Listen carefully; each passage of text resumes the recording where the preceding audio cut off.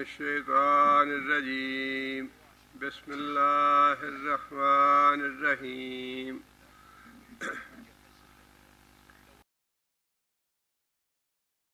اذ تصعدون ولا تلوون اذ تصعدون جب تم چڑھے جا رہے تھے صعدہ وہ اونچی جگہ پہ چڑھا اونچائی پہ چڑھنے کو صعدہ کہتے ہیں صعود پہاڑ کی چوٹی کو اور جہنم میں ایک پہاڑ بھی ہے صعود جس کا نام ہے نبی صلی اللہ علیہ وسلم نے فرمایا کہ جہنمیوں کو یہ سزا دی جائے گی کہ بالکل ایسے ورٹیکل پہاڑ ہوگا اس کے اوپر چڑھنے کا حکم دیا جائے گا پھر اترنے کا پھر چڑھنے کا مسلسل یہ سزا ہوگی صعود پہاڑ پہ چڑھنے کی صعدہ کا معنی اوپر چڑھا لیکن مراد یہ ہے یہ پھر وہی جنگ احد کا منظر ہے جب خالد بن ولید نے اچانک حملہ کر دیا لشکر پہ اور لشکر میں بھاگم دوڑ مچ گئی کھلبلی مچ گئی اور مختلف لوگ مختلف سمتوں میں بھاگ نکلے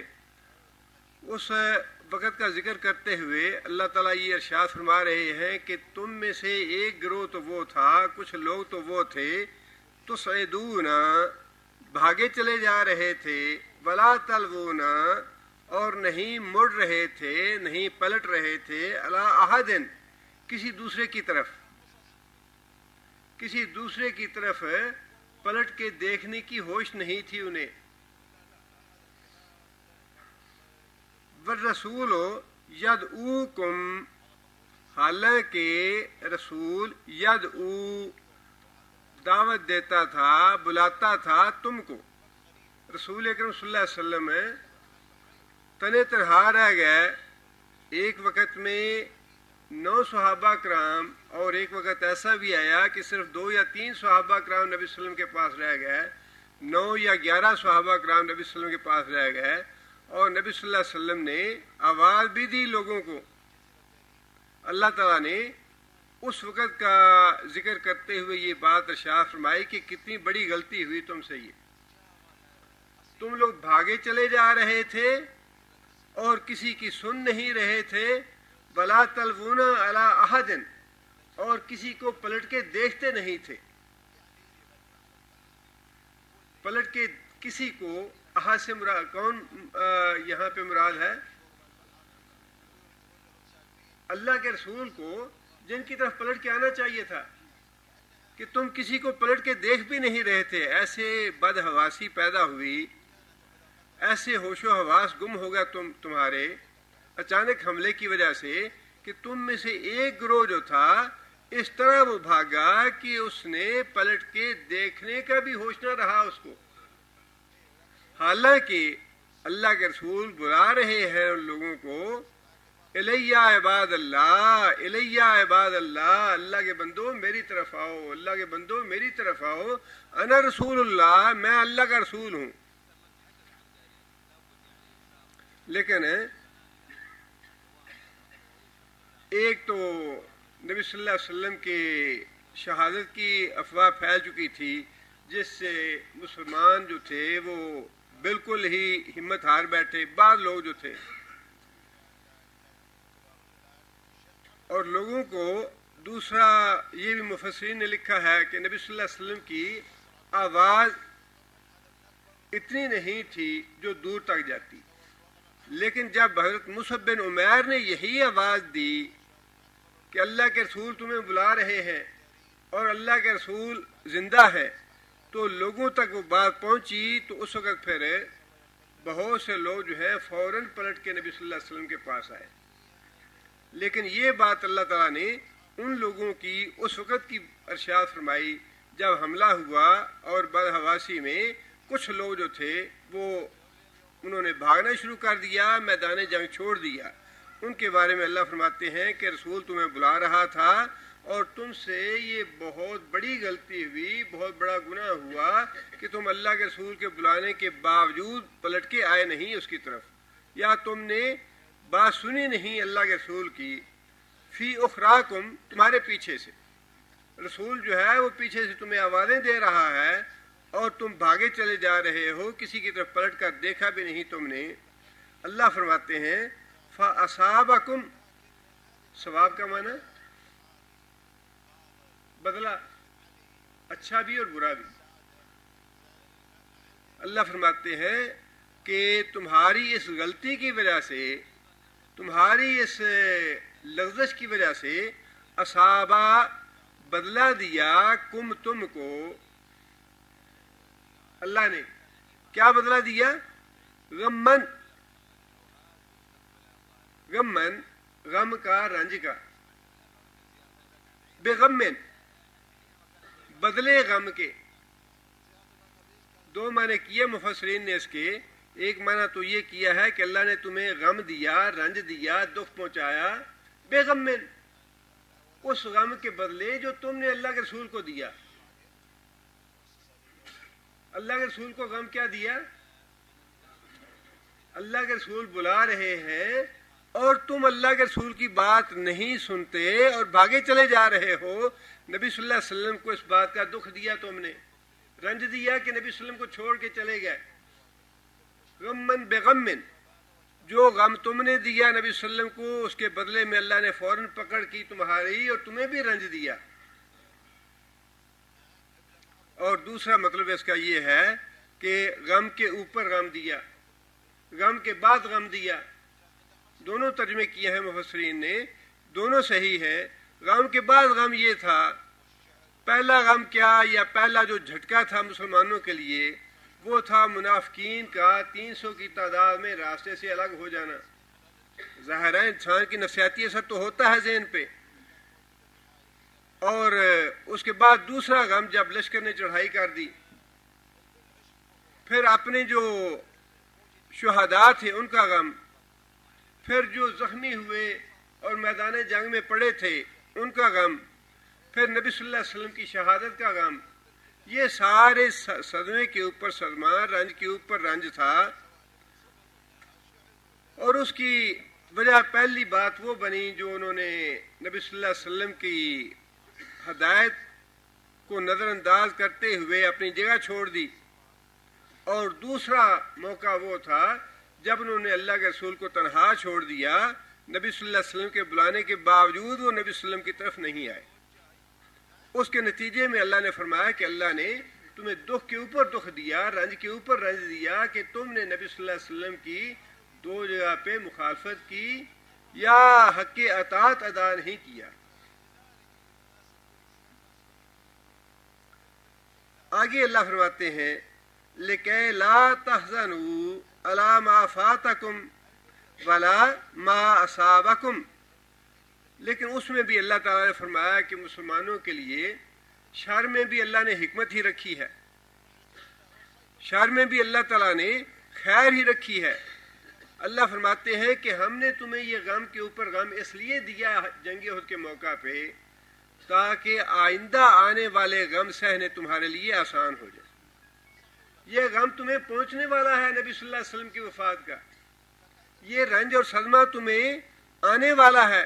7-8 साल के बाद आया अगरचे, लेकिन अल्लाह फरमाते हैं कि हमने ये रंज और दुख तुम्हें इसलिए पहुंचा दिया कि ताकि रंज के ऊपर रंज जब आता है तो रंज सहना आसान हो जाता है। मुश्किलें मुझ पर पड़ी इतनी कि आसान हो गई। रंज के ऊपर इंसान रंज बर्दाश्त करता रहे। एक आदमी अगर एक मन वजन उठा सकता है, उसमें हिम्मत और ताकत है, तो उसके लिए 25-30 किलो वजन उठाना कोई मुश्किल नहीं है। लेकिन अगर एक आदमी 10 किलो भी वजन नहीं उठा सकता तो उसके लिए 10-12 किलो वजन उठाना बड़ा मुश्किल हो जाता है।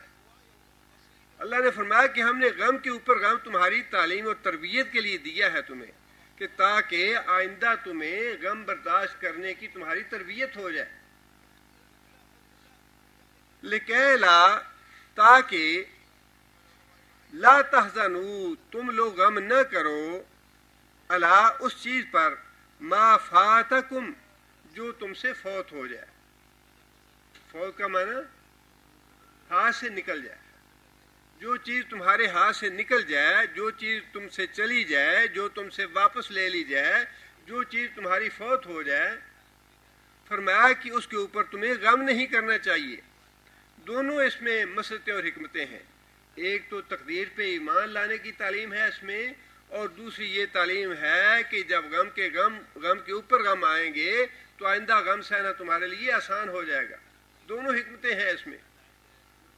اللہ تعالیٰ نے جو تقدیر میں لکھا تھا، صدمہ پہنچنا، رنج پہنچنا، وہ تو آ کے ہی رہنا ہے، اس سے تو مفر نہیں ہے، اس سے تو انسان بچ نہیں سکتا. اس لیے فرمایا کہ ہم نے یہ دکھ اور رنج تمہیں اس لیے دیا تاکہ تمہارا یہ عقیدہ پکا ہو جائے کہ جو چیز اللہ نے ہم سے واپس لینی تھی اس پہ ہمیں غم نہیں کرنا چاہیے. بچہ فوت ہو گیا، اللہ کی امانت تھی، اللہ نے واپس لے لیا. اب اس پہ جو ایک قدرتی صدمہ ہے، فطری صدمہ ہے، اس کی تو اجازت ہے، لیکن اس صدمے کو اس طرح دل پہ لگا لینا کہ انسان اللہ کا گلہ شکوہ شروع کر دے، بے صبری کی باتیں کرے، اللہ کی جناب میں کوئی گستاخی کا کلمہ زبان سے نکالے، اس کی اجازت نہیں ہے. ایک مومن آدمی کو اس بات کی تربیت ہونی چاہیے کہ دکھ آیا، صدمہ آیا، تکلیف پہنچی، اس پہ انسان کو صبر کرنے کی عادت ہونی چاہیے. صبر کرنے کی تعلیم ہے. فرمایا کہ یہ ہم نے تمہیں غم اور رنج اس لیے دیا تاکہ جو چیز تمہارے ہاتھ سے نکل گئی، خواہ وہ فتح مراد ہے اس سے، یا مال غنیمت مراد ہے، یا جو بھی چیز مراد ہے، فرمایا کہ جو بھی چیز تمہارے ہاتھ سے نکل جائے اس کا غم نہ کرو، اس لیے کہ ہر چیز اللہ کے امر سے ہوتی ہے. اور دوسری فرمایا ولا ما اصابکم ولا تحزنوا ما اصابکم، اور نہ ہی غم کرو جو مصیبت یا جو تکلیف تمہیں پہنچے، جو رنج یا صدمہ تمہیں پہنچے اس پہ بھی غم نہ کرو، اور جو چیز تم سے چلی جائے اللہ واپس لے لے اس کا بھی غم نہ کرو. یہ تھی مصلحت اور حکمت تمہارے غم کے اوپر غم آنے کی. واللہ خبیر بما تعملون، اور اللہ تعالیٰ پوری طرح باخبر ہے جو تم عمل کرتے ہو. اب اس کے بعد اللہ تعالیٰ نے اپنا وہ احسان بھی بتلا دیا کہ اور جنگ بدر میں بھی یہ معاملہ ہوا. مسلمانوں کے لشکر پہ اللہ تعالیٰ نے غنودگی کی کیفیت طاری کر دی. جب غنودگی انسان تھکا ہوتا ہے یا انسان کو صدمہ ہو یا بہت رنج پہنچا ہو تو نیند آ جائے یا چند لمحوں کے لیے غنودگی آ جائے تو انسان کا جسم تھوڑا ہلکا ہو جاتا ہے، ذہن ہلکا ہو جاتا ہے اور انسان تازہ ہو جاتا ہے. اور یہی بات اللہ نے فرمائی کہ جنگی احد میں بھی اللہ تعالیٰ نے اطمینان بخش اونگ تمہارے اوپر نازل کر دی آسمانوں سے. ایک تو وہ اونگ ہوتی ہے جو جمعے کے خطبے کے دوران آتی ہے، وہ ہے شیطانی اونگ. جمعے کے خطبے کے دوران جو اونگ آتی ہے وہ شیطانی اونگ ہے، اور میدان جنگ میں جو اونگ آتی ہے وہ اللہ کی رحمت کی اونگ ہے. اللہ نے فرمایا کہ ثم انزل علیکم، پھر اللہ تعالیٰ نے نازل کیا اوپر تمہارے من بعد الغم، غم نازل کرنے کے بعد کیا نازل کیا؟ امانتاً، امن نازل کیا، سکون نازل کیا، اطمینان نازل کیا، نعاساً اونگ کے ساتھ، یغشا جس نے ڈھانپ لیا، طائفتاً ایک جماعت کو، ایک گروہ کو، منکم تم میں سے. حضرت طلحہ بن عبید اللہ نے بہت دفعہ کیا نبی صلی اللہ علیہ وسلم کا، اور حضرت طلحہ کہتے ہیں کہ جنگی احد میں میرے اوپر اتنی اونگ چھائی کہ میری ہاتھوں سے تلوار نیچے گر پڑتی تھی، اور میں بار بار اپنی تلوار اٹھاتا تھا، اور میں نے دوسرے لوگوں کی طرف بھی دیکھا کہ بعض لوگ اونگ رہے. اللہ تعالیٰ نے اس کا ذکر فرمایا کہ یہ میرا فضل تھا، یہ میرا احسان تھا کہ اونگ کے ساتھ تمہارا کوئی صدمہ بھی ہلکا ہوا، تمہاری طبیعتیں بھی فریش ہو گئیں. تم میں سے کچھ لوگوں پہ اللہ تعالیٰ نے اطمینان بخش اونگ طاری فرما دی وہ رنج اور صدمہ پہنچنے کے بعد. آگے اللہ فرماتے ہیں وطائفتن، اور تمہارا ایک گروہ، تمہاری ایک جماعت، قد اہمتہم انفسہم، ہمہ کا معنی अल्लाहुम्मा जअल कुरान रबीअ क़ल्बी वजला हम्मी व गम्मी। हम का लफ्ज़ वहाँ भी इस्तेमाल होता है, हम का माना है गम।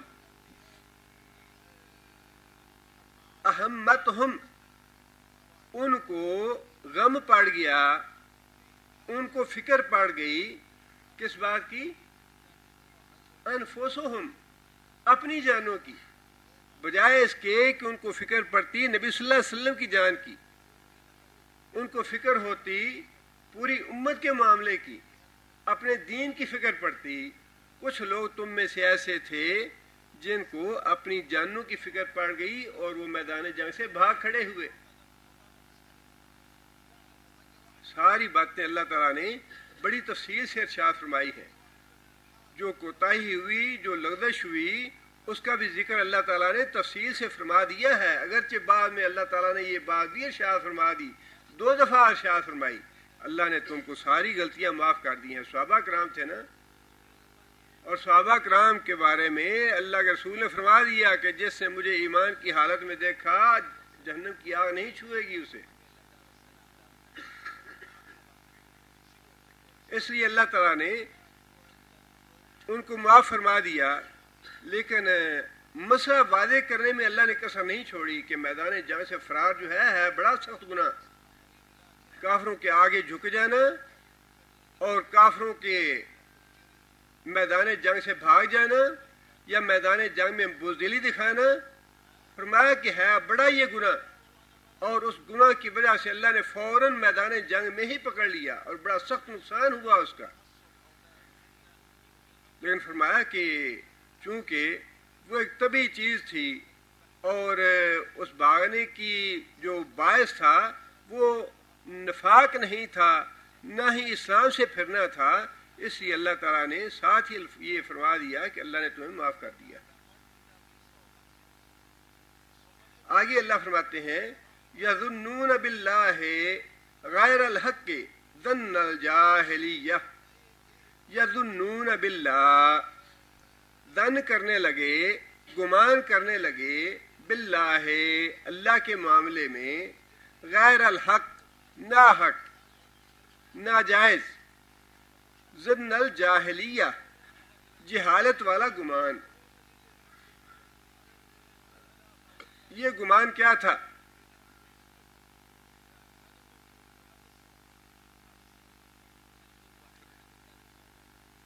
वो लोग जिनके दिल में कमजोरी थी ईमान की, उनके बारे में अल्लाह फरमाते हैं कि जब उन्होंने अपने सामने 70 आदमी शहीद देखे और इसी तरह मजरूहीन भी देखे और सारा नक्शा जंग का देखा, तो वो ये गुमान करने लगे कि भाई इस्लाम तो मिटा, ये इस्लाम तो ख़त्म हो जाएगा, मुसलमानों की तो कमर टूट गई, मुसलमान तो ख़त्म हो गए। ये इस तरह की बातें जो थीं, और मुनाफिक जो थे, जैसे पहले मैंने अर्ज़ किया कि बाद लोगों ने ये कहा कि अब तो हमें अपने पहले वाले दीन में वापस चले जाना चाहिए। बाद लोगों ने कहा जी अगर अल्लाह के सच्चे नबी होते तो इस तरह की शिकस्त क्यों होती इन्हें। ये सारे गुमान थे जिनके बारे में अल्लाह ने फरमाया पक्के ईमान वाले लोग जो थे वो तो अपने ईमान पे पक्के रहे, लेकिन जो कच्चे ईमान के लोग थे वो लड़खड़ा गए, डगमगा गए और अल्लाह के बारे में तरह तरह के जाहिलाना गुमान करने लगे कि अल्लाह का ये दीन अगर वाकई सच्चा था तो ये हशर क्यों हुआ इनका, ये शिकस्त इस तरह की क्यों हुई। आगे अल्लाह फरमाते हैं अब वो मुनाफिकों की बात, यकूलूना हल लना मिनल अम्र मिन शै, यकूलूना वो कहते हैं, मुराद है मुनाफिक, हल लना क्या है हमारे लिए, मिनल अम्र मिन शै, अमर से मुराद फैसला है जो जंग के बारे में किया गया। नबी सल्लल्लाहु अलैहि वसल्लम ने मशावरत फरमाई कि मदीने में रह के जंग की जाए, दफा किया जाए, या मदीने से बाहर निकल के जंग की जाए। बाद लोगों की राय में मदीने के अंदर रह के दफा करना चाहिए था और बाद सहाबा ने मदीने से बाहर निकल के जंग करने की राय दी। اور جو منافق الگ ہوئے اسی وجہ سے الگ ہوئے کہ ہماری رائے تو یہ تھی مدینے کے اندر رہ کے دفاع کیا جائے اور ہماری رائے نہیں مانی گئی، لہٰذا ہم میدان جنگ میں جانے کے لیے تیار نہیں ہیں۔ اللہ تعالیٰ نے یہاں اسی طرف اشارہ فرمایا ہے کہ منافق یہ کہتے ہیں کہ یہ جو صورتحال ہوئی، یہ جو نتیجہ نکلا جنگ کا، اس نتیجے سے ہم بری ذمہ ہیں، اس لیے کہ یہ فیصلہ ہم نے نہیں کیا تھا کہ مدینے سے باہر جا کے لڑو، ہم نے تو یہ رائے دی تھی کہ مدینے کے اندر رہ کے دفاع کرو، مدینے کے اندر رہ کے ہی لڑائی کرو۔ لیکن جو زیادہ جذباتی نوجوان تھے انہوں نے یہ رائے دی کہ باہر جا کے لڑائی لڑنی چاہیے، لہٰذا ہم میں ساری صورتحال کے ذمہ دار نہیں ہیں، ہمارا کوئی دخل نہیں ہے اس کام میں، اس فیصلے میں ہماری کوئی ذمہ داری نہیں ہے۔ آگے اللہ فرماتے ہیں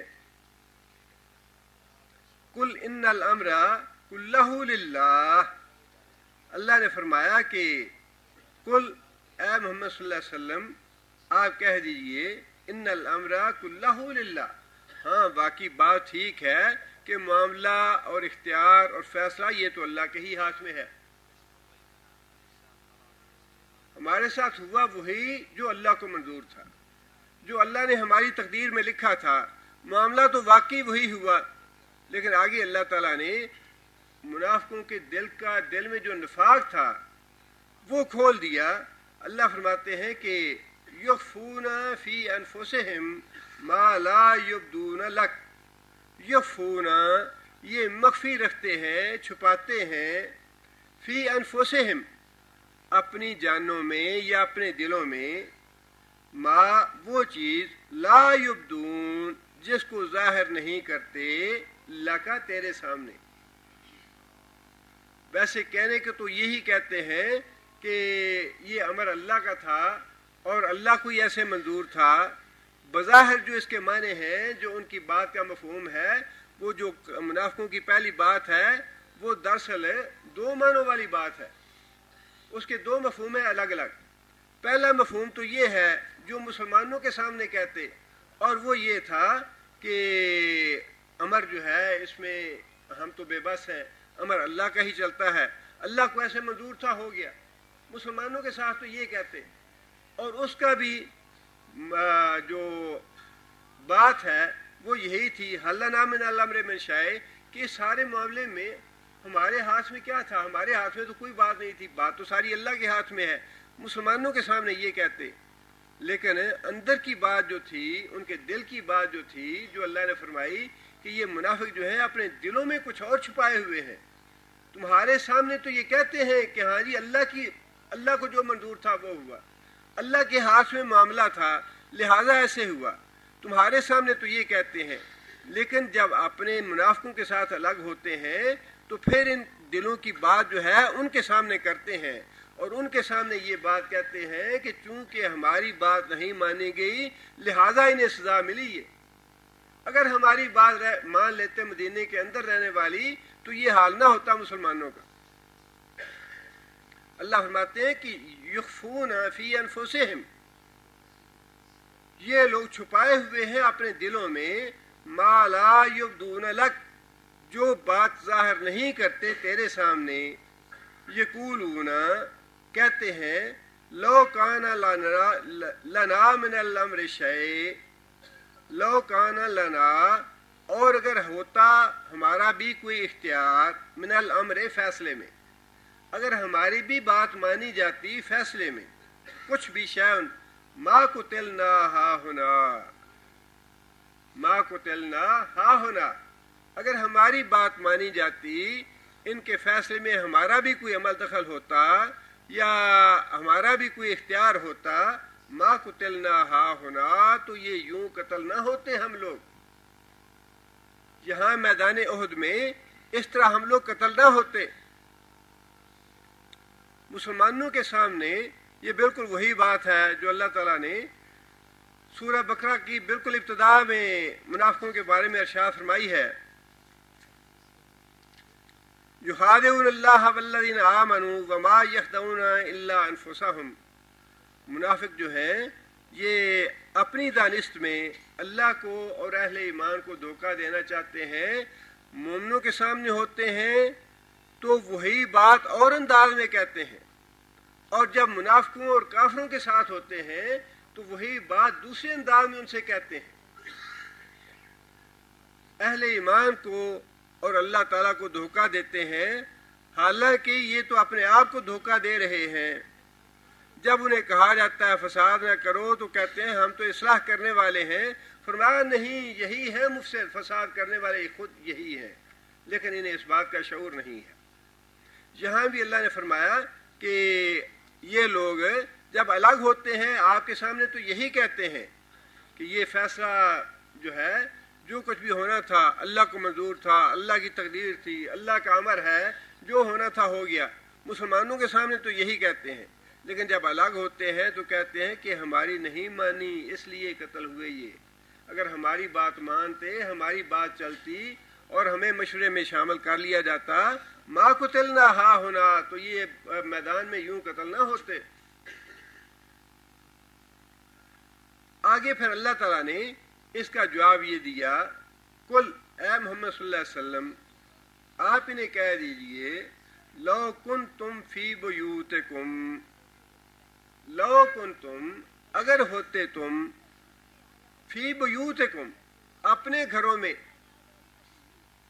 اگر تم اپنے گھروں میں ہوتے، لبرز الذین کتب علیہم القتل الی مضاجعہم، لبرز الذین البتہ نکل آتے وہ لوگ، البتہ نکل آتے وہ لوگ، کتبہ جن کی تقدیر میں لکھا گیا، کتبہ علیہم جن کے بارے میں یا جن کے اوپر لکھا گیا، کیا لکھا گیا؟ القتل، قتل ہونا، جن کی موت آ چکی ہوتی یا جن کی موت آ گئی ہو یا جنہیں قتل ہونا تھا، اللہ فرماتے ہیں اگر تم اپنے گھروں میں بھی ہوتے، لبرز الذین تو باہر نکل آتے، الی مضاجعہم اپنے قتل گاہوں کی طرف، جہاں تمہارے مرنے کی جگہ تھی، اگر تم اپنے گھروں میں بھی ہوتے تو موت تمہیں نکال کے تمہاری قتل گاہوں میں لے آتی۔ مطلب یہ ہے کہ اگر کسی آدمی کی قسمت میں موت لکھی ہے تو وہ آدمی خواہ اپنے گھر میں ہی کیوں نہ بیٹھا ہو، موت تو وہاں بھی آ جانی ہے، اور اگر اس کی موت جو ہے وہ گھر کے علاوہ کسی دوسری جگہ پہ لکھی ہے تو موت اس کو وہاں گھر سے نکال کے اس کی موت کی جگہ پہ لے آتی ہے۔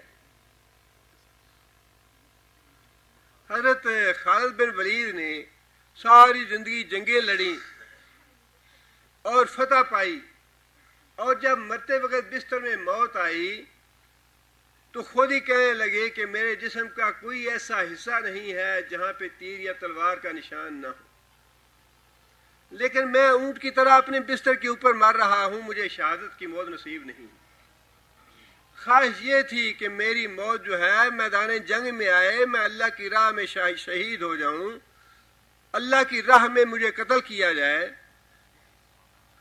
لیکن اللہ تعالیٰ نے میدان جنگ میں موت نہیں لکھی تھی، مردانہ وار ہر جگہ پہ لڑتے رہے، بلا خوف و خطر لڑتے رہے، لیکن موت اللہ نے لکھی ہوئی تھی گھر میں، تبھی موت، لہذا تبھی موت مرے۔ حضرت ایوب انصاری رضی اللہ تعالیٰ عنہ میزبان رسول اللہ صلی اللہ علیہ وسلم، ہجرت کے بعد سے لے کر رسول اکرم صلی اللہ علیہ وسلم کی وفات تک کوئی ایسی جنگ نہیں جس جنگ میں حضرت ابو ایوب انصاری شامل نہ ہوئے ہیں، سارے غزوات میں شریک ہوئے، اور نبی صلی اللہ علیہ وسلم کی وفات کے بعد بھی امیر معاویہ کے زمانہ میں جب استنبول پہ حملہ کرنے کے لیے اپنے بیٹے یزید کو بھیجا لشکر دے کے، 80 سال کی عمر تھی اور شوق جہاد اتنا زیادہ تھا کہ 80 سال کی عمر میں بھی لشکر کے ساتھ شریک ہو گئے، حالانکہ یزید تو ان کے پوتوں کے برابر تھا، اتنے وہ جلیل القدر صحابی تھے، میزبان رسول تھے اور سب سے عمر رسیدہ تھے، سب سے متقی تھے، سب سے صالح تھے، بڑے فضائل حاصل تھے حضرت ابو ایوب انصاری کو، اور دل میں بات تو آ سکتی تھی کہ بھائی کل کا بچہ ہے، یہ تو میرے دو پوتوں کے برابر ہے اور یہ کمانڈر ہے اور میں اس کی کمان کے نیچے جاؤں اتنا بڑا صحابی ہو کے میزبان رسول ہو کے. لیکن وہاں یہ بات تو تھی نہیں، وہاں تو اللہ کی رضا مطلوب تھی، شوق جہاد اور شوق شہادت تھا. بڑھاپے کی عمر میں بھی کہنے لگے نہیں میں تو جہاد میں جاؤں گا. چلے گیا جہاد میں اور حملہ کیا، رومیوں سے لڑائی ہوئی. جنگ کے دوران تو موت نہیں آئی، لیکن جنگ کے بعد ویسے طبی طور پہ بیمار ہوئے، وفات ہو گئی اور کہا کہ میں فوت ہو جاؤں، مسلمانوں کو میرا سلام پہنچانا اور دشمن کی سرزمین میں جہاں تک آخر تک لے جا سکوں مجھے وہاں لے جا کے دفن کرنا تاکہ پتہ چلے کہ مسلمانوں کا لشکر کہاں تک پہنچا تھا. کیسی تمنا ہے بڑھاپے کی عمر میں بھی. اللہ نے جہاں موت لکھی تھی، جہاں اللہ تعالیٰ نے زمین کی حصہ ان کے لکھا ہوا تھا وہاں ان کی موت ہوئی، وہاں ان کی تدفین ہوئی. اللہ فرماتے ہیں کہ موت کا تعلق میدان جنگ سے نہیں ہے. بزدل لوگ ہیں جو میدان جنگ سے گھبراتے ہیں. کافروں کا مقابلہ کرنے سے گولی سے وہ لوگ ڈرتے ہیں جن کا ایمان کچا ہے. اس لیے کہ موت تو آ جانی ہے، جہاں پہ آنی ہے، جس وقت آنی ہے، جس جگہ آنی ہے. وہ تو تم گھر میں کیوں نہ بیٹھے ہو، وَلَوْ كُنْتُمْ فِي بُرُوجٍ مُشَيَّدَةٍ، مضبوط قلعوں میں بھی ہوگے اپنا باڈی گارڈ مار دے گا. اللہ نے جہاں لکھا ہے اپنے جو باڈی گارڈ ہیں، جو محافظ ہیں، انہی کے ہاتھوں اللہ مروا دیتا ہے. جس نے اللہ کے رسول کی گستاخی کی تھی، اللہ کو اتنا ناگوار ہوا کہ اس بری طرح سے اس کے باڈی گارڈ نے مارا کہ 70 گولیاں مار دی اسے کھڑے. محافظ تھا، تنخواہ لیتا تھا اس کی حفاظت کرنے کی. لیکن جہاں اللہ نے موت لکھی تھی اور جس جگہ لکھی تھی، اللہ فرماتے ہیں ما تدری نفس بأي ارض تموت، ما تدری نفس ماذا تکسب غدا وما تدری نفس بأي ارض تموت. نہ تو کوئی آدمی یہ جانتا ہے کل کیا کرنے والا ہے، اور نہ ہی کوئی آدمی یہ جانتا ہے کہ کون سی سرزمین پہ اس کی موت آئے گی. کتنے واقعات ایسے ہوتے ہیں. کبھی ہم نے تصور کیا تھا یہاں پہ کتنے لوگ بیچارے، کوئی پاکستان سے آیا ہے، ہندوستان سے، بنگلہ دیش سے عمرے کے لیے جاتے ہیں، یہاں پہ اموات واقع ہو جاتی ہیں، یہاں کی سرزمین پہ دفن ہو جاتے ہیں. کبھی اپنے بچپن میں یا پہلی ابتدائی عمر میں تصور کیا تھا کہ موت وہاں آئے گی یا اس سرزمین میں دفن ہوں گے وہاں جا کے. لیکن اللہ تو جانتے ہیں. اس لیے اللہ نے فرمایا کہ یہ جو منافق ہیں، بزدل ہیں، جہاد سے جی چرانے والے، جہاد سے بھاگنے والے اور کافروں کے آگے سرنڈر کرنے والے، جھکنے والے کافروں کے آگے، فرمایا کہ اس کا فائدہ کچھ بھی نہیں ہے.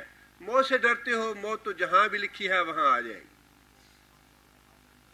خوش قسمت وہی ہے جو اللہ کو خوش کرتے ہوئے اللہ کی رضا کے لیے، اللہ کی مغفرت اور اللہ کی رحمت حاصل کرنے کے لیے جان دے دے اللہ کے لیے. خوش قسمت وہی ہے. اور جو جان کو بچاتا ہے بزدلی کی وجہ سے، ڈر اور خوف کی وجہ سے، وہ کتنی دیر تک جان بچائے گا. 300 منافق جو جنگی عہد سے الگ ہو گئے تھے راستے میں، کیا وہ زندہ ہیں آج تک؟ کتنی زندگی پا لی انہوں نے.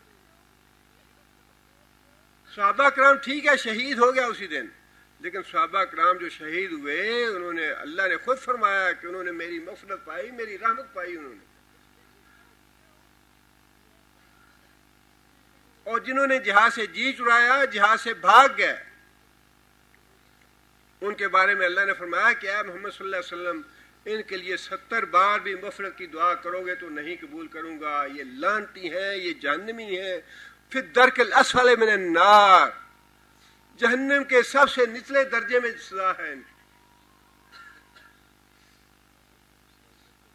فرمایا کہ جو آدمی میدان جنگ سے، میدان جنگ میں شریک ہونے کے بعد میدان جنگ سے بھاگے گا، اس کی سزا جہنم ہے، الا یہ کہ کسی مصلحت اور حکمت کی وجہ سے یا کسی دفاعی پروگرام کے تحت وہ پیچھے ہٹے یا بھاگے، وہ اور بات ہے، لیکن بزدلی دکھاتے ہوئے، کافروں سے ڈرتے ہوئے، کافروں کے خوف کی وجہ سے میدان جنگ سے بھاگ جانا، فرمایا جہنم میں جائے گا، وہ ہمیشہ کی جہنم۔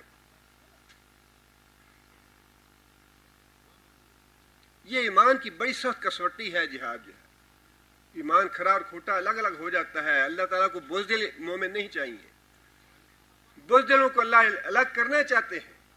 بار بار اللہ فرماتے ہیں کہ میں دیکھنا چاہتا ہوں میری راہ میں صبر کرنے والا کون ہے، میری راہ میں ڈٹ جانے والا کون ہے، اور مجھے دھوکے کا ایمان دکھانے والا کون ہے، جھوٹا کون ہے تم میں سے۔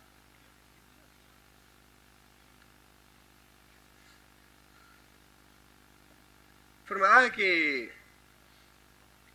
اے محمد صلی اللہ علیہ وسلم ان سے کہہ دیجئے کہ اگر تم اپنے گھروں میں بھی ہوتے تو موت تمہیں نکال کے لے آتی تمہاری قتل گاہوں کی طرف جن کی موت آ چکی ہوتی۔ آگے اللہ فرماتے ہیں وَلَيَبْتَلِيَ اللَّهُ مَا فِي صُدُورِكُمْ، وہی بات اللہ نے فرمائی۔ اب یہ بات جو ہے، پہلی بات تو منافقوں کے اعتراض کا جواب تھی، یہ دوسری بات جو ہے یہ اہل ایمان سے متعلق ہے، اور وہ یہی بات ہے وَلَيَبْتَلِيَ اللَّهُ، تاکہ اللہ تعالیٰ ابتلا کا معنی آزمائش، آزمائے اللہ تعالیٰ، جانچے اللہ تعالیٰ، کھرا اور کھوٹا الگ کرے اللہ تعالیٰ۔ کس چیز کو؟ ما فی صدورکم، جو تمہارے سینوں میں ہے، جو ایمان تمہارے سینوں میں ہے، جتنا ہے، جیسا کچھ ہے، اللہ تعالیٰ اس کو جانچنا چاہتا ہے، کھرا کھوٹا الگ کرنا چاہتا ہے اللہ تعالیٰ۔ اس لیے یہ ابتلا آئی تمہارے اوپر، اس لیے یہ غم پہنچا تمہیں، اس لیے یہ صدمہ پہنچا۔ انسان کی ذاتی زندگی میں بھی جتنے غم آتے ہیں، جتنے دکھ آتے ہیں، جتنی تکلیفیں آتی ہیں، وہ اسی لیے آتی ہیں کہ اللہ تعالیٰ جانچنا چاہتے ہیں ہمارے ایمان کو۔ 2 سال 3 سال 4 سال گزر گیا شادی کو، اولاد نہیں ہوئی، اب کون ہے جو اللہ پہ ایمان کر کے اللہ پہ توکل کرے کہ اللہ جب چاہے گا دے گا، اور کون ہے جو ٹہریوں کے چکر لگانا شروع کر دے، نہیں جی فلاں ٹہری کی مٹی لائے کھلاؤ، فلاں ٹہری پہ نظر نیاز دو، فلاں حضرت صاحب دینے والے ہیں، فلاں پیر صاحب کرنے والے ہیں، فلاں دیں گے، فلاں سے ہوگا۔ ایمان کا بیڑا غرق ہو گیا 4-5 سال کی تاخیر کی وجہ سے ہی۔ اللہ دیکھنا چاہتا ہے، اللہ جھنجھوڑتا ہے، اللہ ٹوک بجا کے دیکھتا ہے کہ لا الہ الا اللہ کہنے والوں میں کون سچا ہے کون جھوٹا ہے۔ جہاد تو پوری امت کا امتحان ہے نا، اور اللہ تعالیٰ الگ الگ لوگوں کے امتحان بھی لیتا ہے۔ عبد القادر جیلانی رحمۃ اللہ علیہ کے بارے میں کہا جاتا ہے کہ کپڑے کا کاروبار کرتے تھے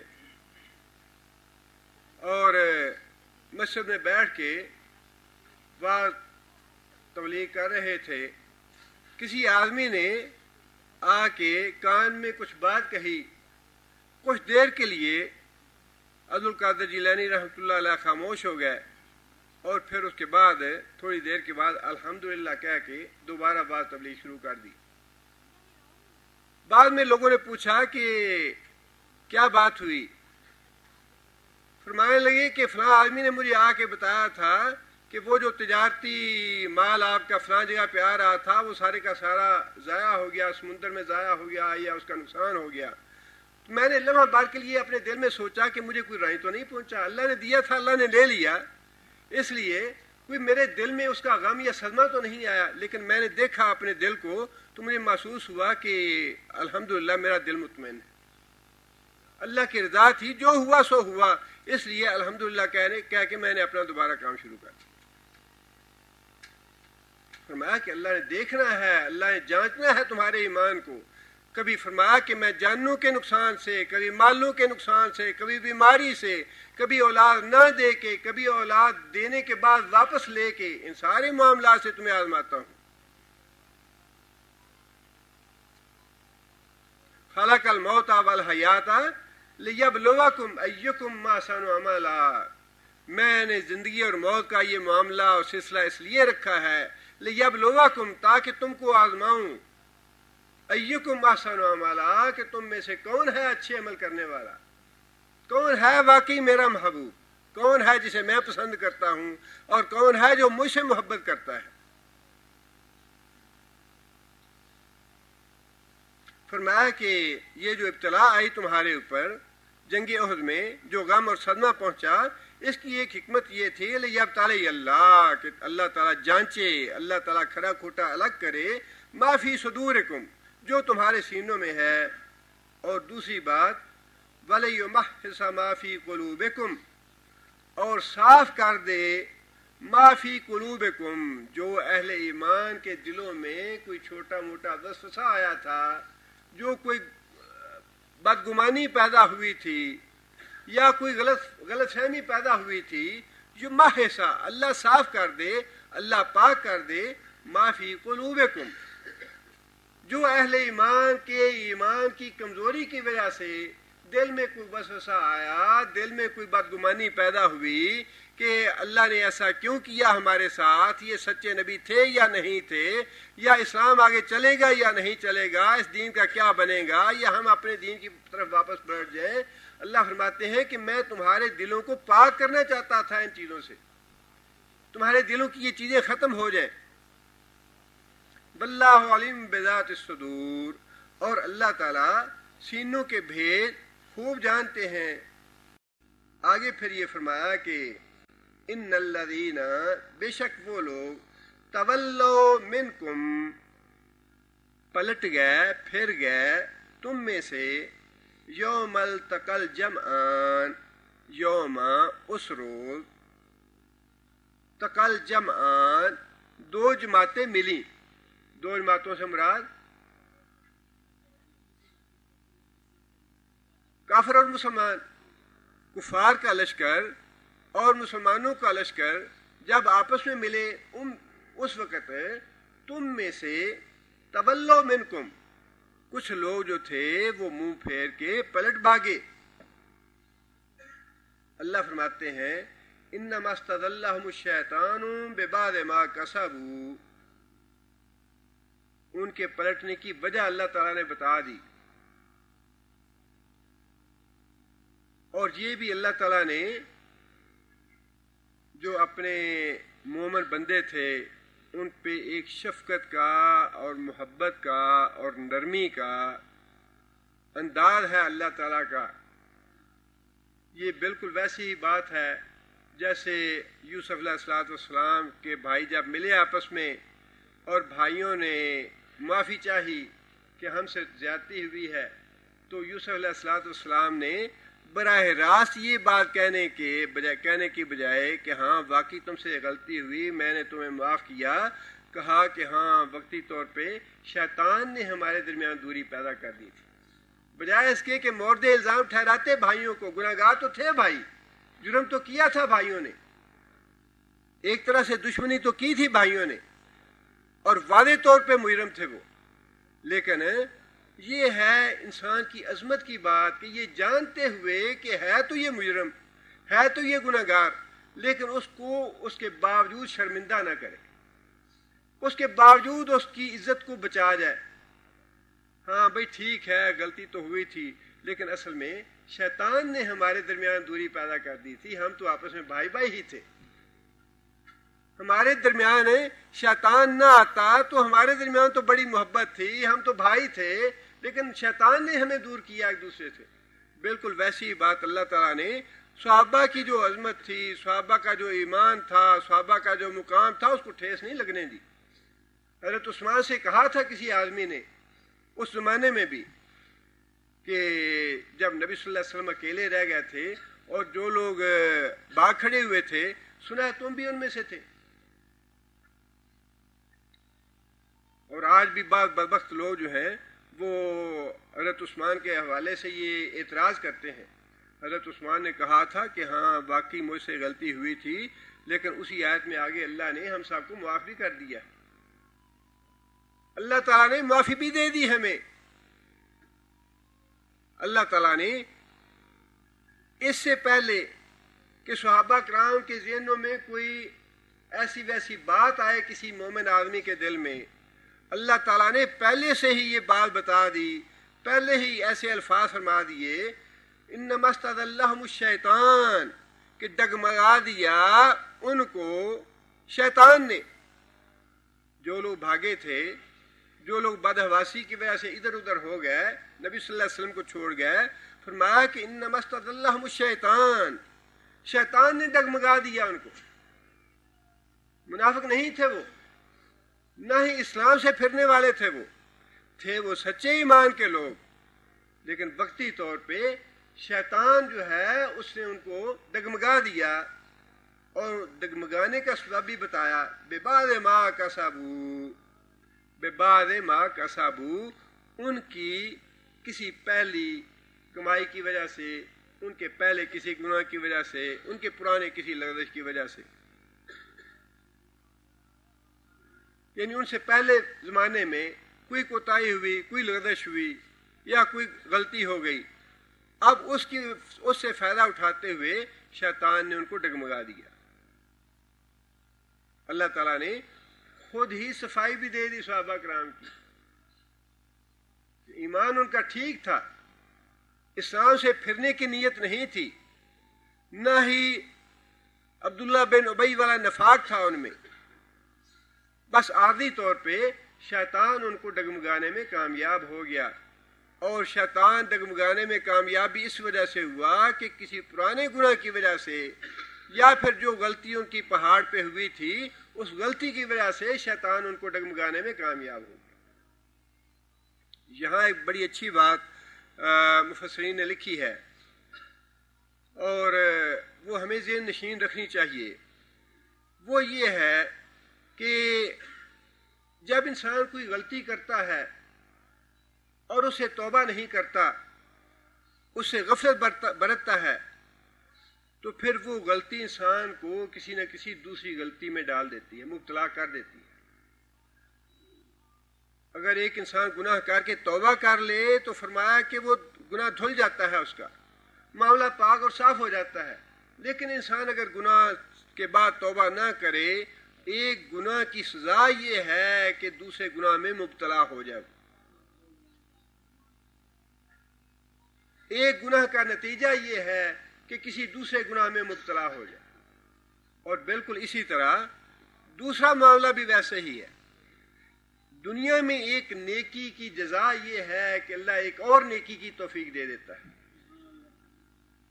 ایک نیکی جب انسان کرتا ہے تو دنیا میں اس کی جزا یہ ہے، اس کا بدلہ یہ ہے کہ اللہ اور نیکی کی توفیق دے دیتا ہے.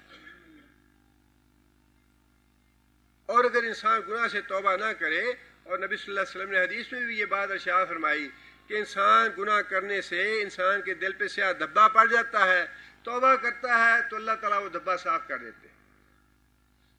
اگر انسان توبہ نہ کرے اور گناہ مسلسل کرتا چلا جائے تو انسان کا دل جو ہے آہستہ آہستہ اس کے اوپر سیاہ دھبا غالب آ جاتا ہے، پورے دل کو لپیٹ لیتا ہے، اور یہ ہے اللہ تعالیٰ کی مہر لگا دینا. جب پورا دل سیاہ ہو جاتا ہے تو انسان کے لیے ہدایت کے دروازے بند ہو جاتے ہیں. اس لیے توبہ کرنے میں دیر نہیں کرنی چاہیے. اور پھر اس بات کا انتظار بھی نہیں کرنا چاہیے. بعض اوقات انسان یہ سوچتا ہے کہ انسان سے جب گناہ ہوا ہو تو پھر توبہ اللہ کی طرف رجوع کرے، توبہ کرے. حالانکہ اللہ تعالیٰ نے بھی خود یہ بات ارشاد فرمائی ہے، اور اللہ کے رسول نے بھی یہ بات ارشاد فرمائی، کل بنی آدم خطاؤن، سارے کے سارے بنی آدم جو ہیں یہ خطا کار ہیں. وخیر الخطائین التوابون، اور بہترین خطا کار گناہ گار وہ ہیں جو اللہ کے حضور توبہ کرتے رہتے ہیں. انتظار نہ کرو کہ گناہ ہو تو توبہ کریں، بلکہ ہر وقت استغفار کرتے رہو. آج میں صبح حدیث پڑھ رہا تھا کہ اللہ کے رسول نے فرمایا کہ کبھی کبھی میرا دل اللہ سے غافل ہو جاتا ہے. یعنی آپ اندازہ کیجئے، اللہ کے رسول کی بات ہے نا، فرمایا کہ میں دن میں 100 مرتبہ استغفار کرتا ہوں، اس وجہ سے کہ کبھی کبھی مجھے محسوس ہوتا ہے کہ میرا دل اللہ سے غافل ہو گیا، اس لیے میں روزانہ 100 مرتبہ اللہ سے گناہ کی معافی مانگتا ہوں، 100 مرتبہ استغفار کرتا ہوں. یہ اللہ سے تعلق کا معاملہ جو ہے نا، یہ اچانک نہیں ہوتا. یہ ایک بڑا تسلسل کا عمل ہے. بچہ پہلی جماعت میں، پھر دوسری میں، پھر تیسری میں، پھر چوتھی میں، پھر پانچویں میں، پھر چھٹی میں، پھر ایم اے تک پہنچتا ہے. یہ جو اللہ تعالیٰ سے تعلق کا معاملہ ہے اب یہ بھی بتدریج ہوتا ہے، یکدم نہیں ہوتا. یہ جو کہتا ہے نہیں بزرگوں نے ادھر نظر کی تو ادھر اللہ والے بن گئے، ادھر نظر کی تو ادھر اللہ والے بن گئے، یہ ایسے غلط باتیں ہیں. ایسے ہوتا نہیں ہے، یہ فطرت کے خلاف ہے. یہ تو انسان جو آدمی روزانہ قرآن جی کی تلاوت کرتا ہے آپ اس سے پوچھیں، ایک دن آپ قرآن جی کی تلاوت چھوڑ دیں تو اگلے دن آپ کو محسوس ہوگا کہ آپ نے تلاوت نہیں کی. سید علی حجویری رحمۃ اللہ علیہ نے اپنی کتاب کشف المحجوب میں لکھا ہے کہ میں گلی سے گزر رہا تھا اور اس گلی میں مجھے گانے بجانے کی آواز آئی، عورت کی آواز سنائی دی گانے کی. علی حجویری رحمۃ اللہ علیہ لکھتے ہیں کہ وہ آواز سننے کے بعد 40 دن تک مجھے اپنی نماز میں وہ سرور اور لذت حاصل نہیں ہوئی جو اس سے پہلے حاصل ہو رہی تھی. اس لذت سے محروم ہو گیا میں جو مجھے پہلے نماز میں ملتی تھی، محض وہ آواز سننے کی وجہ سے. اس لیے انسان کو ہر وقت توبہ استغفار کرتے رہنا چاہیے اور ہر وقت اللہ تعالیٰ سے اپنے گناہوں کی معافی مانگتے رہنا چاہیے.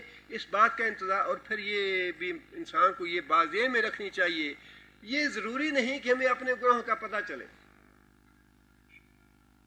اللہم اغفر لی ما قدمت وما اخرت. کتنے گناہ ہیں جو 50 سال 60 سال کی عمر میں ہم آگے بھیج چکے ہیں، ہم بھول چکے ہیں کون کون سے گناہ ہیں، یاد ہی نہیں رہا کیا کیا گناہ کیے تھے. کچھ تو انسان کی زندگی میں ایسے واقعی گناہ ہوتے ہیں جو انسان کو یاد رہتے ہیں، بھولتے نہیں. لیکن بے شمار گناہ ایسے ہیں جو انسان بھول جاتا ہے. اللہ کے رسول نے تعلیم دی ہے کہ یہ دعا مانگو، اللہم اغفر لی ما قدمت وما اخرت. جو یا اللہ گناہ میں نے آگے بھیجے، جو اپنے مرنے کے بعد پیچھے چھوڑے، معاف فرما دے. وما اسررت وما اعلنت. اور جو میں نے چھپ کے گناہ کیے وہ بھی معاف فرما دے، اور جو لوگوں کے سامنے کیے وہ بھی معاف فرما دے. اور فرمایا کہ اللہ سے ان گناہوں کی معافی بھی مانگو، وما انت اعلم بہ منی. یا اللہ وہ گناہ جن کا مجھے پتہ بھی نہیں اور تو جانتا ہے کہ میں نے وہ گناہ کیے ہیں، مجھے محسوس بھی نہیں ہوا، کب مجھ سے گناہ ہو گیا. فرمایا کہ بعض اوقات انسان کی زبان سے ایسی بات نکل جاتی ہے، انسان اس کو معمولی بات سمجھتا ہے، اللہ کے ہاں وہ اتنی ناراض کرنے والی بات ہوتی ہے، اتنی ناراض کرنے والی بات ہوتی ہے کہ انسان جہنم میں اتنی گہرائی میں چلا جاتا ہے جتنا زمین آسمان کے درمیان فاصلہ ہے. اتنی گہرائی میں چلا جاتا ہے اور انسان کو پتہ ہی نہیں چلتا کہ میری زبان سے کیا بات نکل گئی. اور کتنے لوگ ہیں، اللہ تعالیٰ معاف کرے، ہر وقت بڑ کرتے رہتے ہیں اور پتہ نہیں کیا کیا زبان سے نکالتے رہتے ہیں. اجی تکیہ کلام ہے، ماں بہن کی گالیں نکالتے ہیں، گالیاں نکالتے ہیں، اجی تکیہ کلام ہے. استغفر. انسان کو چاہیے تکیہ کلام بنانا ہے تو کوئی اچھا کلمہ تکیہ کلام بنائے. سبحان اللہ، الحمدللہ، اللہ اکبر، لا الہ الا اللہ، کتنے اچھے اور خوبصورت کلمے. انسان کے، مسلمان کے دل میں تو ٹھنڈک پڑنی چاہیے یہ کلمات سننے سے اور کہنے سے. ایسے کلمے انسان کو تکیہ کلام بنانا چاہیے. انسان کو بعض اوقات پتہ نہیں چلتا. اللہ کے رسول نے یہ حدیث بھی ارشاد فرمائی ہے کہ ایک آدمی ساری زندگی جنتی لوگوں والے عمل کرتا رہتا ہے، لیکن آخر میں آ کے کوئی ایسا عمل اسے ہو جاتا ہے جیسے وہ جہنم میں چلا جاتا ہے. جنتی اعمال ہونے کے باوجود انسان پہ لازم ہے توبہ استغفار کرتا رہے. جنتیوں والے اعمال ہونے کے باوجود لازم ہے کہ انسان توبہ اور استغفار کرتا رہے اللہ سے.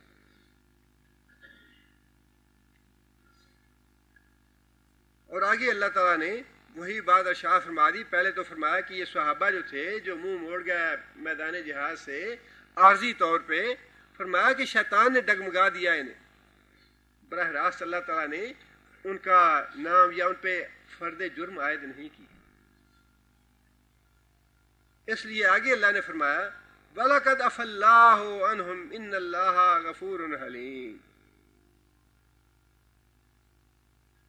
اللہ فرماتے ہیں کہ میں نے معاف کر دیا ان کو. اور اللہ تعالیٰ تو بڑے ہی بخشنہار اور بڑے حوصلے والے ہیں، بڑے بخشنہار اور بڑے حوصلے والے ہیں۔ اللہ تعالیٰ نے زندگی میں تو کسی انسان کو مایوس نہیں کیا۔ فرمایا کہ جو بھی آدمی موت سے پہلے پہلے میرے دروازے پہ آئے گا، اپنے گناہوں کا اعتراف کرے گا، اور جو آدمی یہ جانتا ہے کہ میرا ایک رب ہے جو گناہوں پہ پکڑتا بھی ہے اور گناہ معاف بھی کر سکتا ہے، فرمایا وہ جب بھی مجھ سے آگے گناہوں کی معافی مانگے گا میں اس کے گناہ معاف کروں گا۔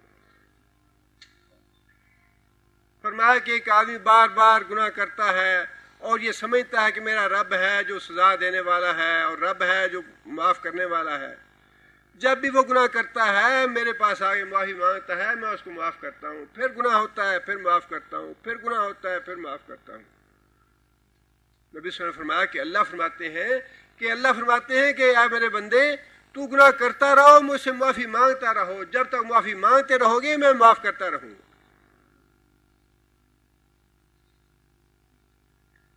لیکن ایسے ہی لوگوں کے بارے میں ایک بڑی عجیب حدیث میں نے پڑھی،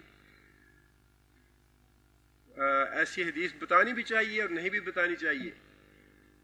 حدیث یہ ہے کہ نبی صلی اللہ علیہ وسلم نے فرمایا کہ اللہ تعالیٰ نے یہ تو قرآن مجید میں وعدہ فرمایا ہے کہ جو لوگ گناہ کرتے ہیں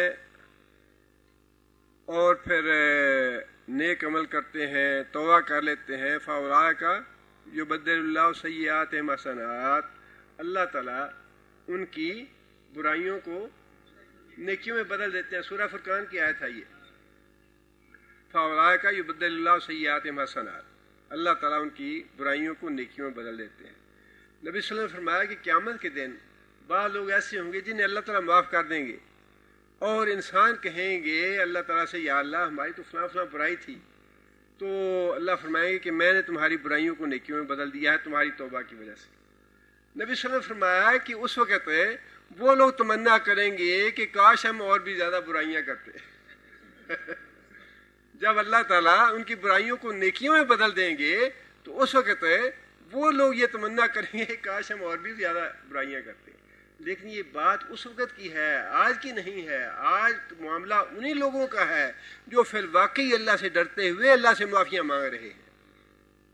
آج یہ بات ذہن میں نہ رکھیں کہ زیادہ برائیاں کریں اللہ ہماری کر دے گا، نیکیاں بدل دے گا، یہ آج کی بات نہیں ہے، یہ تو اس وقت کی بات ہے جب انسان حسرت کرے گا اس بات کی کہ کاش میں نے کچھ اور وقت جو ہے وہ اللہ کو یاد کیا ہوتا، نیکیاں کی ہوتی، نماز پڑھی ہوتی، نفل پڑھے ہوتے، قرآن پڑھا ہوتا، اس وقت تو انسان یہ حسرت کرے گا۔ لیکن جن کی برائیوں کو اللہ نیکیوں میں بدلیں گے وہ لوگ یہ حسرت کریں گے کہ کاش ہم زیادہ برائیاں کرتے تاکہ ہمیں زیادہ نیکیاں مل جاتی۔ لیکن یہ ہوں گے وہی جو دنیا میں اللہ سے ڈرتے رہے اور مسلسل توبہ استغفار کرتے رہے۔ آگے اللہ فرماتے ہیں یا ایھا الذین آمنوا لا تکونوا کالذین کفروا۔ اب اللہ تعالیٰ نے صحابہ کو معاف فرما دیا کہ میں نے ان کو معاف فرما دیا، ان کی جو غلطی تھی، جو کوتاہی تھی، وہ معاملہ ختم ہو گیا۔ اب پورے اہل ایمان کو اللہ تعالیٰ ایک نصیحت فرما رہے ہیں۔ وہ نصیحت یہ ہے کہ اے لوگو جو ایمان لائے ہو، لا تکونوا، نہ ہو جاؤ، کالذین کفروا، ان لوگوں کی مانے جو کافر ہوئے۔ یہاں کافر سے مراد منافق ہے۔ اگلی آیت جو ہے وہ واضح کر رہی ہے کہ یہاں اللہ تعالیٰ نے منافقوں کو کافر کہا ہے۔ اگلی بات یہ ہے وَقَالُوا لِإِخْوَانِهِمْ، اور انہوں نے اپنے بھائیوں سے یہ بات کہی،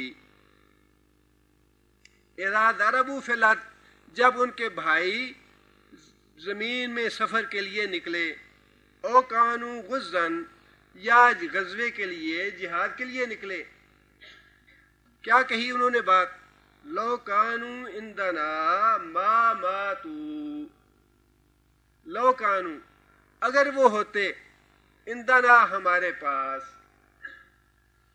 جہاد پہ نہ نکلتے، اپنے گھروں سے باہر نہ نکلتے، عندنا ہمارے پاس ہی رہتے، ہمارے پاس ہی رہتے، گھروں میں بیٹھے رہتے، تو کیا ہوتا؟ ما ماتو، تو ان کو موت نہ آتی. یہ ہے منافقت کی بات کہ جب جنگ شروع ہو تو کئی بزدلہ سے ہیں ہمارے، اللہ تعالیٰ معاف کرے، پرانی باتیں ہیں.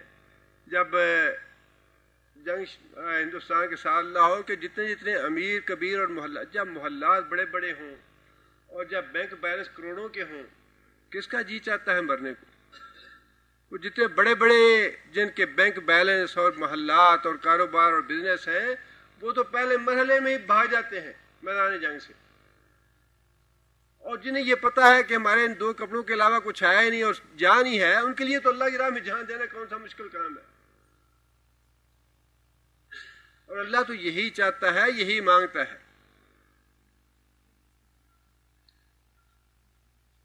فرمایا کہ منافقوں نے اپنے بھائیوں سے یہ بات کہی کہ اگر تم جہاد پہ نہ جاتے، اگر تم سفر پہ نہ نکلتے اور گھر میں ہمارے پاس ہی بیٹھے رہتے، ما ماتو، تو تمہیں موت نہ آتی، وما قتلوا، اور تم قتل نہ کیے جاتے.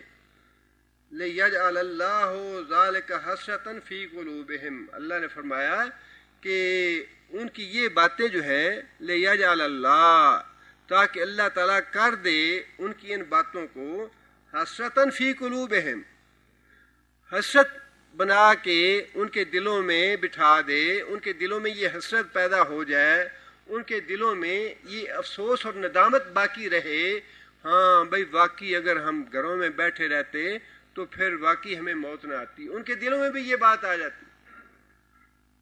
حالانکہ اللہ تعالیٰ فرماتے ہیں واللہ یحیی و یمیت، زندگی اور موت تو اللہ کے ہاتھ میں ہے. زندگی اور موت جو ہے اس کا تعلق میدان جہاد سے یا گھر سے تو نہیں ہے. زندگی کا تعلق اور موت کا تعلق تو اللہ تعالیٰ کے فیصلے سے ہے، اللہ کی لکھی ہوئی تقدیر سے ہے، اللہ کے اختیار اور اللہ کی قدرت کے ساتھ اس کا تعلق ہے. زندگی اور موت دینے والی ذات تو اللہ کی ہے. واللہ بما تعملون بصیر، اور تم لوگ جو کچھ بھی عمل کرتے ہو اللہ اس کو دیکھ رہا ہے. وَلَئِن قُتِلْتُمْ فِي سَبِيلِ اللَّهِ، اب اللہ تعالیٰ نے یہ دونوں گروہ ہیں، ایک منافقوں کا گروہ جو میدان جنگ سے فرار ہو گیا اور واپس مدینے چلا گیا، منافقوں کا گروہ، اور ایک وہ گروہ جو مسلمانوں کا تھا جو میدان جنگ میں ڈٹا رہا، جنہوں نے اپنی جانیں اللہ کی راہ میں نظر کر دیں. اب ان دونوں کا تقابل اللہ نے ایک آیت میں کیا ہے، دونوں کا مقابلہ کیا ہے اللہ تعالیٰ نے کہ یہ 2 کردار ہیں. یہ 2 کردار نبی صلی اللہ علیہ وسلم کے زمانے سے بھی پہلے سے، جب سے اسلام آیا ہے اور کفر چلا ہے، یہ 2 کردار جو ہیں یہ چلے آ رہے ہیں اور قیامت تک یہ چلے جاتے رہیں گے. اب یہ ہر آدمی کو فیصلہ کرنا چاہیے کہ انسان کو کون سا کردار پسند ہے. اللہ نے دونوں ہمارے سامنے رکھ دیے. اللہ فرماتے ہیں وَلَئِن قُتِلْتُمْ فِي سَبِيلِ اللَّهِ، اگر تم قتل کیے جاؤ اللہ کی راہ میں، او متم، یا تم مر جاؤ اللہ کی راہ میں، لَمَغْفِرَةٌ مِّنَ اللَّهِ وَرَحْمَةٌ، کیا حاصل ہوگا تمہیں؟ اللہ کی مغفرت اور اللہ کی رحمت جو ہے وہ واجب ہو جائے گی تمہارے اوپر. اللہ کا وعدہ ہے کہ میری راہ میں جو جان دیتا ہے میں اس کے سارے گناہ معاف کر دیتا ہوں. خون کا قطرہ گرنے سے پہلے اس کے معاف ہو جاتے ہیں گناہ. اور نبی صلی اللہ علیہ وسلم نے فرمایا کہ اس کو مرتے وقت جنت میں اس کا محل دکھا دیا جاتا ہے، اور 70 افراد اس کے اپنے اعزاء و اکارم میں سے سفارش کے لیے اس کے اللہ تعالیٰ اس کو حق دے دیتے ہیں.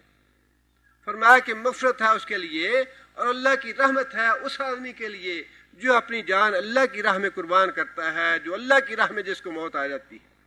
غزوے کے لیے نکلا، جہاد کے لیے نکلے، جس طرح حضرت ابو ایوب انصاری تھے، تبھی موت مار گیا، لیکن اللہ تعالیٰ نے ان کو جہاد کا ثواب دے دیا کہ جہاد کے لیے نکلے ہیں.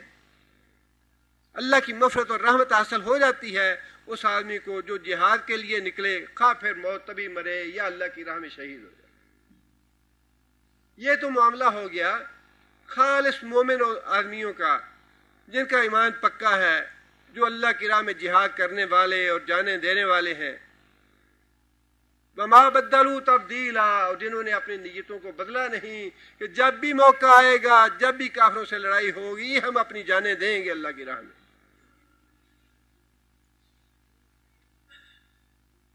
फजल वजीराबादी, जब ये 1857 का सिलसिला चला, अंग्रेज़ों की हुकूमत थी, उन्होंने जिहाद के लिए बड़ा काम किया, और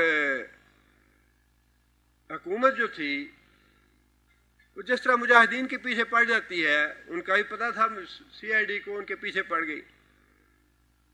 उन्होंने अपना हुलिया बदल लिया, जिस तरह मलंगों की शक्ल होती है, बिल्कुल ऐसे मलंग बन गए, और पूरे हिंदुस्तान का उन्होंने चक्कर लगाया। अल्लाह के दीन के लिए बहुत ज़्यादा काम किया उन्होंने।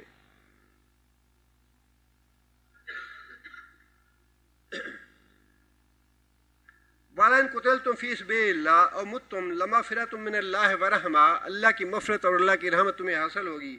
दूसरा किरदार वो है खैरुम मिम्मा यजमऊन। दूसरा किरदार वो है कि वो लोग जिन्होंने दुनिया से मोहब्बत की और दुनिया की खातिर वापस पलट गए, फरमाया उन्होंने ज़िंदगी तो पा ली कुछ देर के लिए, मौत से तो कुछ देर के लिए बच गए, अल्लाह की राह में जान देने से तो वाकई बच गया कुछ देर के लिए, और कुछ दुनिया उन्होंने जमा कर ली। यजमाउन, माल दौलत कुछ जमा कर लिया उन्होंने, लेकिन अल्लाह फरमाते हैं जिन लोगों ने अल्लाह की मग़फ़िरत और रहमत हासिल की, खैरुन, वही भलाई वाले हैं, वही बेहतर रहे आखिरत के एतबार से उन लोगों के मुकाबले में, मिम्मा यजमाउन, जिन्होंने दुनिया का माल जमा कर लिया, 5 साल जिंदा रह गए, 10 साल जिंदा रह गए, 20 साल जिंदा रह गए, दुनिया के मज़े लूट लिए, दुनिया में कुछ और डॉलर और रियाल कमा लिए, लेकिन बुज़दिली दिखाई, जिहाद से जी चुराया, माल जमा कर लिया, दुनिया कमा ली, दुनिया की चंद रोज़ा ज़िंदगी जो थी उसका लुत्फ़ उठा लिया। लेकिन अल्लाह फरमाते हैं कि जिन्होंने मेरी राह में जाने दे दी, खैरुन, वही बेहतर है, इसलिए कि बदले में उनको मैंने माफ़ कर दिए, उनके गुनाह माफ़ कर दिए और उन पर रहमत कर दी अपनी। और आगे फिर अल्लाह ताला ने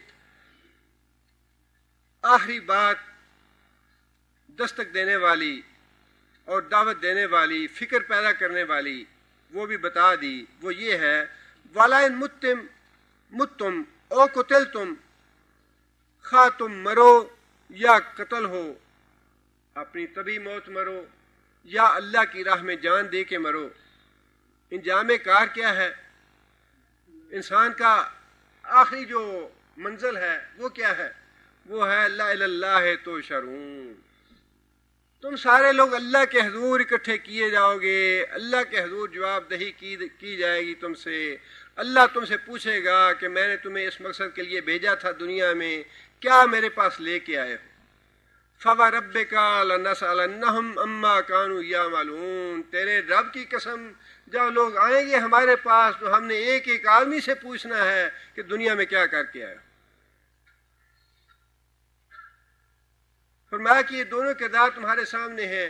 एक अल्लाह की मग़फ़िरत और रहमत हासिल करने वाला है, एक दूसरा जो है वो दुनिया से मोहब्बत करने वाला है, दुनिया का माल जमा करने वाला है। और फरमाया कि दुनिया का माल जमा करने के बाद उसने भी मर के आना अल्लाह के हुजूर है, और जो अल्लाह की राह में जान देता है, मग़फ़िरत और रहमत हासिल करता है, आना बिल्लाह उसने भी अल्लाह के हुजूर है। अल्लाह के पकड़ से या अल्लाह के दरबार से कोई भाग के जा नहीं सकता। ये दुनिया की ज़िंदगी में थोड़ा इंसान को धोखा है कि इंसान कहता है ये अल्लाह से भागा हुआ है। अल्लाह ताला ने थोड़ी जो इंसान को इख्तियार दिया है उसी में इंसान बड़ा अकड़ा फिरता है। अल्लाह ये इख्तियार भी बड़ा मामूली सा इख्तियार है। इंसान का इख्तियार कुछ भी नहीं है। बात चीज़ें तो ऐसी हैं इंसान बिल्कुल बेबस है, उनमें बिल्कुल बेबस है। बस सिर्फ इंसान को अल्लाह ताला ने अमल का इख्तियार दिया है। न इंसान का बस अपनी पैदाइश पे है, न अपनी मौत पे है, न अपने नाज़ाब पे है। इंसान का अपनी नज़र पे बस नहीं है। जब अल्लाह चाहते हैं अंधा कर देते हैं, नज़र कमज़ोर कर देते हैं। जब अल्लाह चाहते हैं समात वापस ले लेते हैं। जब अल्लाह चाहते हैं दिल की बीमारी लगा देते हैं। जब अल्लाह चाहते हैं कैंसर कर देते हैं। इन सारी चीज़ों में इंसान बेबस है। कौन सी चीज़ है जिसमें इंसान का बस है? انسان بھاگ تو آج بھی نہیں سکتا اللہ سے، لیکن تھوڑا سا اللہ نے ڈھیل دی ہوئی ہے بھاگنے کی. اچھا، اگر نماز نہیں پڑھنا چاہتے نہ پڑھو، اگر کسی کا مال ہڑپ کرنا چاہتے ہو ٹھیک ہے کر لو، ظلم کرنا چاہتے ہو کر لو، سود کھانا چاہتے ہو کھا لو، بیوی بچوں پہ ظلم کرنا چاہتے ہو کر لو، ماں باپ کو یا اپنے جو تمہارے کم تر درجے کے لوگ ہیں ان کو اکڑ دکھانا چاہتے ہو دکھا لو. تھوڑی سی اللہ تعالیٰ نے مہلت تو واقعی دی ہوئی ہے، لیکن اللہ تعالیٰ نے بار بار انسان کو دو چیزوں کی انسان کو بڑی اللہ تعالیٰ نے تلقین کی ہے.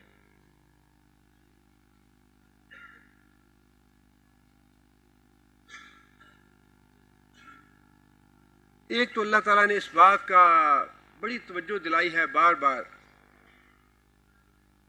علم یکم ممن یمنا، اس طرح ہے. یہ ایک تو اللہ تعالیٰ نے انسان کو اپنی ابتدا کی بڑی یاد دہانی کرائی ہے کہ اے انسان اپنی ابتدا یاد رکھو. ممن یمنا ایک گندا پانی، حقیر پانی ہے جس سے تم پیدا ہوئے ہو. اپنی اس پیدائش کو اور اپنی اس ابتدا کو بھول نہ جانا، اکڑ میں نہ آ جانا. مال اور دولت پا کے یا صحت اور جوانی پا کے یا بیوی بچے اور گھر بار لے کے کہیں اکڑ میں اور تکبر میں نہ آ جانا. ایک گندے اور حقیر پانی سے تم سارے پیدا کیے گئے ہو، خواہ کوئی صدر صاحب بن گیا ہے یا وزیر اعظم یا گورنر بن گیا ہے، کروڑ پتی بن گیا ہے، جو کچھ بن گیا ہے، تمہاری ابتدا نہیں بدلی، گندے پانی سے بنے ہو تم. اور اللہ تعالیٰ نے انجام بھی بار بار یاد دلایا ہے کہ اس دنیا میں جتنے مرضی میڈل لگا لو، جتنے تمغے لگا لو، جتنے سٹار لگانے ہیں، جتنی وردیاں پہنی ہیں پہن لو، حتیٰ زرتم المقابر، جانا تم نے قبر میں ہی ہے. جتنے مرضی عہدے لگا لو، جتنا مرضی دھوکہ اور فریب قوم کو دے لو، جتنا مرضی لوٹ مار کر لو، جتنا مرضی غبن کر لو، جتنا مرضی دھوکہ اور فریب دے لو لوگوں کو، حتیٰ زرتم المقابر، جب موت آئے گی تو اس کے بعد جانا اسی مٹی میں ہے. تم اپنا انجام بھی نہ بھولو، اپنی ابتدا بھی نہ بھولو. ابتدا تمہاری جو ہے وہ بھی بڑی غلیظ اور بڑی حقیر اور گندے پانی سے ہوئی ہے، اور اس میں حکمت یہی ہے کہ اگر ایک انسان اپنے ابتدا کو یاد رکھے تو تکبر کی بات پیدا نہیں ہوتی، اکڑ پیدا نہیں ہوتی. اور اگر قبر بھی یاد ہو تو انسان تکبر نہیں کرتا، قبر بھی اکڑ پیدا نہیں ہونے دیتی. فرمایا کہ عقل مند وہ آدمی ہے جو اپنی قبر کو یاد رکھے، قبر کی تیاری کرتا رہے. یہاں بھی اللہ تعالیٰ نے فرمایا کہ ٹھیک ہے تو دو کردار، ایک کردار اپنی جان بچانے والا اور دنیا کا مال اکٹھا کرنے والا ہے، دوسرا ہے جو اللہ کی رضا حاصل کرنے کے لیے اپنی جان پیش کرتا ہے، اپنا مال پیش کرتا ہے. جب بھی کوئی قربانی کی ضرورت پڑتی ہے وہ قربانی دیتا ہے اور اللہ کی مغفرت اور اللہ کی رحمت حاصل کرتا ہے. فرمایا کہ خود ہی دیکھ لو کہ دونوں کرداروں میں سے کون سا کردار تمہیں پسند ہے، اور بالآخر تم نے جانا اللہ کے حضور ہے، اللہ نے تم سے حساب لے لینا ہے کیا کر کے آئے ہو دنیا میں. اللہ تو شرون، اکٹھے اللہ کے حضور کیے جاؤ گے. اللہ تعالیٰ ہمیں عمل کرنے کی توفیق عطا فرمائے. سبحان ربک رب العزت